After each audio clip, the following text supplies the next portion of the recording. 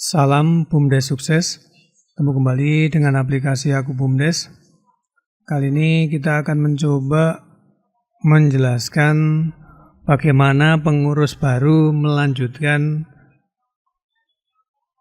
daripada data atau apa yang dia terima dari pengurus BUMDes sebelumnya.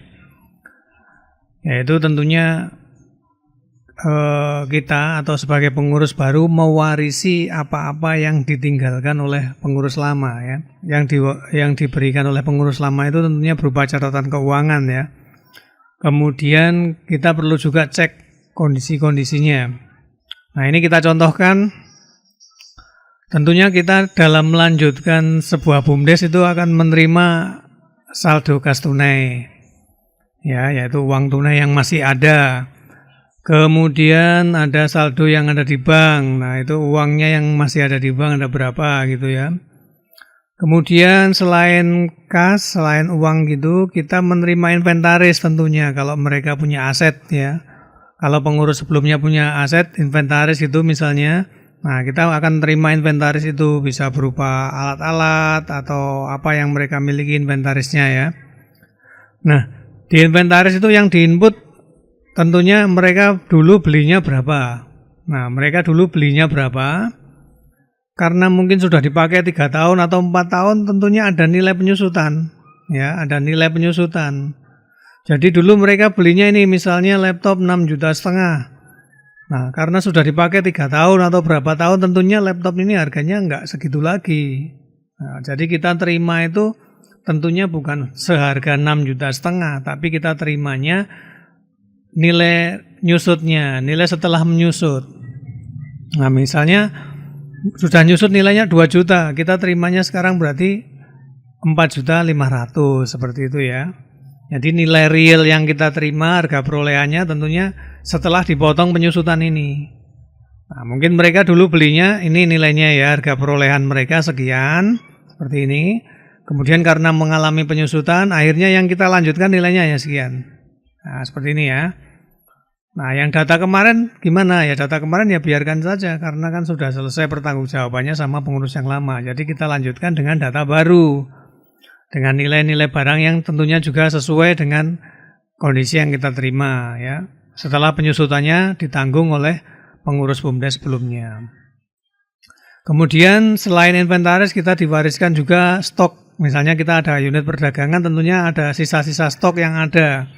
Ya kalau nggak ada ya syukur, kita tinggal melanjutkan aja yang lebih mudah. Kalau ada ya kita hitung lagi stoknya berapa, bisa dipisah-pisahkan atau diglobal. Misalnya stok barang A, barang B, barang C nilainya sekian, sekian, sekian, jumlahnya sekian. Nah seperti itu. Nah ini nanti kita contohkan diglobalkan saja, ada sisa stok dagangan sekian. Kemudian selain stok dagangan bisa juga mewariskan hutang. Pengurus BUMDes lama itu mewariskan hutang. Nah mungkin hutang yang dari bank, hutang yang di toko supplier misalnya. Dulu misalnya dia hutangnya 50 juta misalnya hutangnya ya. Misalnya hutangnya 50 juta. Kemudian sudah dicicil sama pengurus yang lama. Dicicil misalnya sudah dicicil 27 juta misalnya. Nah tentunya ini akan bersisa. Nah kita tinggal melanjutkan hutangnya 23 juta, seperti itu ya. Nah ini, kemudian selain hutang di bank lah kan nggak ada uang yang masih ini duitnya, masuk kita harus bayar hutang, nggak ada duitnya. Lah mungkin hutang yang nilainya dulu 50 juta ini sudah dipakai untuk misalnya untuk stok barang, untuk beli inventaris dan lain sebagainya itu. Jadi kita nanti tinggal melunasi sisa hutangnya ini, gitu ya. Kemudian selain hutang ditinggalkan juga piutang, misalnya ninggali piutang gitu.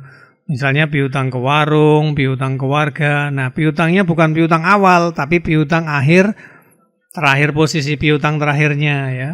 Misalnya warung A dulu hutangnya 5 juta, sekarang tinggal 1,5 juta ya yang kita tagih yang 1,5 juta ini, bukan yang 5 juta karena mungkin kan sudah dicicil gitu ya. Jadi hutangnya tentunya hutang yang hasil akhirnya.